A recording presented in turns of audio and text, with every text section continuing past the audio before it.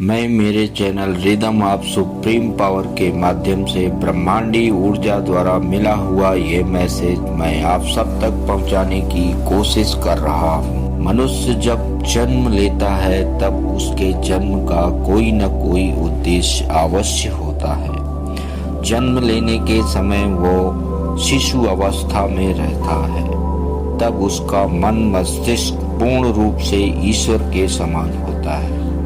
जैसे जैसे वो पलता बढ़ता जाता है और इस समाज में वो पनपता है और उसका शरीर विकास होने लगता है, जिस तरह के समाज में वो जीता जागता है उसका मन मस्तिष्क भी उसी समाज के हिसाब से पनपता है। इस समाज के हिसाब से वो अपना विकास करता है, यानी कि विकसित होने लगता है। जैसे जैसे उसकी मस्तिष्क का विकास होना शुरू होता है वैसे वैसे उसमें समझ बढ़ने लगती है। समझ आते ही उसे पूरे संसार के बारे में जानकारी होती है। तत्पश्चात वो एक मनुष्य के रूप में आ जाता है और जब मनुष्य को इस ब्रह्मांड के बारे में जानकारी होती है तब वो इस संसार के बारे में समझना शुरू करता है। तब उसे ईश्वर शब्द का बोध होता है।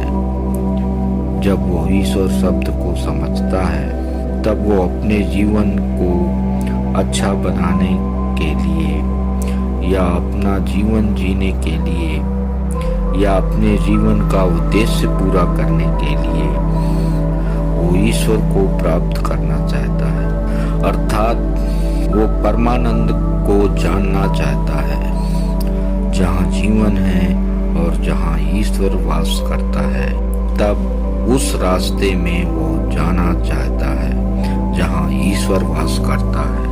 ईश्वर प्राप्ति की ओर ले जाने वाले मार्ग को योग कहा जाता है और वेदों में योग के 4 मार्ग बताए गए हैं जो हमें ईश्वर प्राप्ति की ओर ले जाते हैं। अर्थात ईश्वर प्राप्ति के 4 मार्ग निम्न प्रकार के हैं। नंबर 1 कर्म योग, नंबर 2 भक्ति योग, नंबर 3 राजयोग और नंबर 4 ज्ञान योग। नंबर 1 कर्म योग। कर्म शब्द का अर्थ है क्रिया, अर्थात काम करना।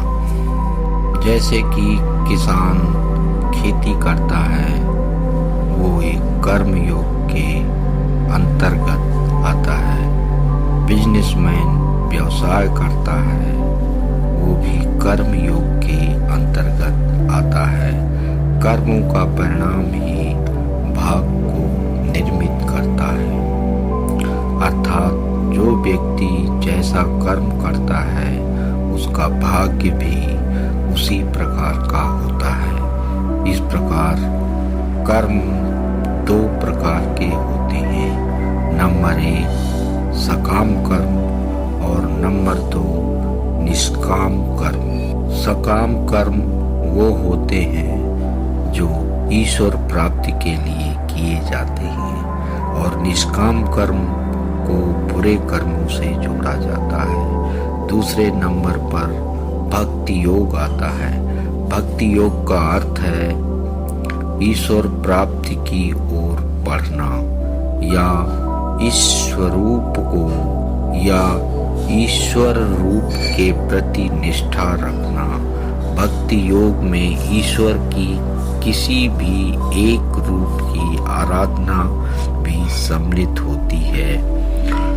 जिस क्षण हमारी चेतना देवी प्रेम को अनुभव कर लेती है उस समय से व्यक्ति किसी अन्य वस्तु की चाह नहीं करता है। भक्ति के बिना कोई आध्यात्मिक मार्ग नहीं होता है, अर्थात बिना भक्ति किए हम किसी भी आध्यात्मिक मार्ग में नहीं जा सकते हैं।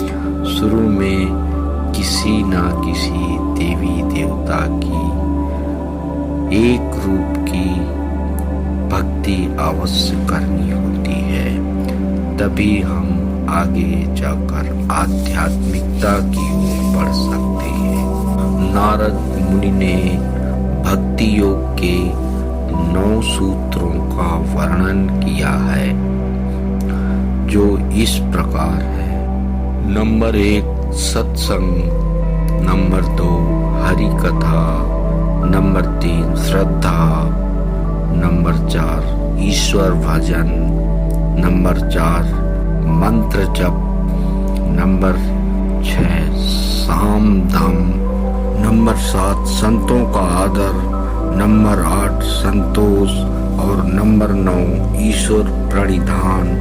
तीसरे नंबर पर आता है राजयोग, जिसको अष्टांग योग के नाम से जाना जाता है। इस अष्टांग योग के 8 अंग बताए गए हैं। नंबर 1 यम, नंबर 2 नियम, नंबर 3 आसन, नंबर 4 प्राणायाम, नंबर 5 प्रत्याहार, नंबर 6 धारणा, नंबर 7 ध्यान, नंबर 8 समाधि। चौथे नंबर पर ज्ञान योग आता है। इस ज्ञान योग के 4 सिद्धांत बताए गए हैं। नंबर 1 विवेक, नंबर 2 वैराग्य, नंबर 3 षट संपत्ति, नंबर 4 मुमुक्षुत्व। बस आज इतना ही। धन्यवाद।